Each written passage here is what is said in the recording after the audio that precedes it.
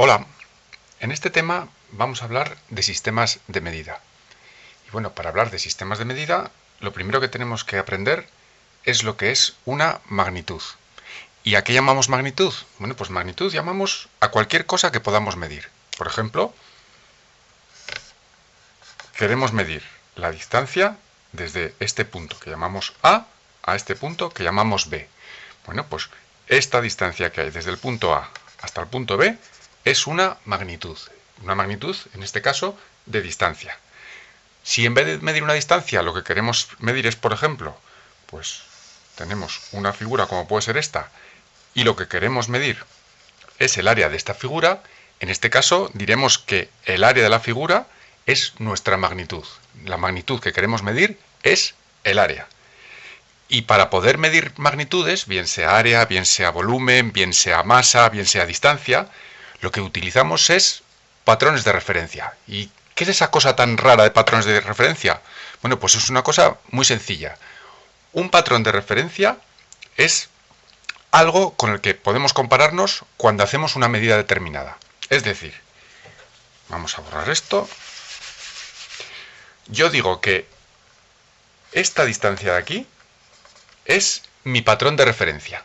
Y si yo fuese una persona muy importante, podría convencer a todo el mundo de que todo se tiene que medir con respecto a esto.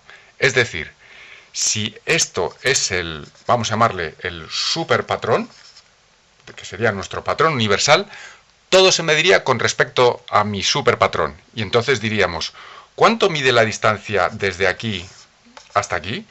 Diríamos, bueno, pues en unidades de superpatrón mediría 2 veces, porque tenemos 2 veces nuestro superpatrón. Bueno, como podréis imaginar, no solemos hablar de superpatrones ni cosas así. Hablamos de cosas un poquito más serias. Y por eso, para hablar de cosas más serias, tenemos unos patrones que ha habido gente que ha acordado, como pueden ser el metro, que designamos por M para medir longitudes. Tenemos el kilogramo, que ponemos como kg para medir masa.